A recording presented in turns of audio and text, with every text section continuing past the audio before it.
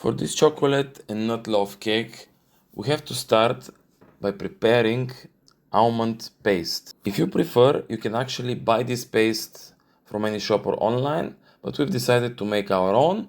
So mix the blended almonds with some sugar and egg whites. Blend this in a kitchen robot, and from time to time just scrape from the sides until everything becomes one nice and smooth paste. Into your mixer bowl, add this almond paste, the sugar from the recipe for the loaf cake, and slowly add the eggs one by one while mixing on a medium speed. If you add the eggs all together, there might be a chance that the almond paste might get lumpy and not mix properly. When combined, beat the mix with a spatula for about 10 minutes to make the mixture light and airy. This step is done by using a spatula, not a whisk, because we don't want too much air.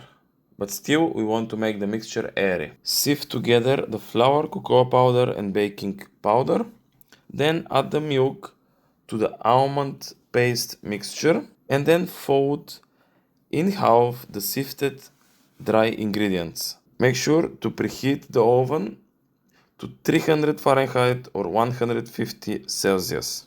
Coat the nuts and dried citrus peels in the remaining sifted dry ingredients and mix into the butter. This way you can make sure that all the citrus peels won't stick together to each other, but they will spread evenly inside the butter. Have a look in our channel. We have prepared candied citrus peels.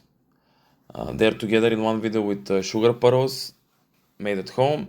So please have a look in our channel. We have a video for candied citrus peels. Or otherwise you can buy from the shop. Fold in the melted butter, but add the butter in 3 parts so you don't end up splitting the mixture. Grease the loaf pan with butter and dust with flour. Pour the butter into the pan, filling it 3/4 full. Place in the oven for about 10 minutes at 200 Celsius degrees or 400 Fahrenheit. After 10 minutes, reduce the temperature to 160 Celsius or 325 Fahrenheit and bake for about 30 to 35 minutes. Cool in the pan before unmolding onto a rack. You can check with a wooden stick if the cake is ready inside. If the wooden stick comes out clean, then you're ready to cool it down, and after this you can cut it. Keep the ready cold loaf wrapped very good in a cling film or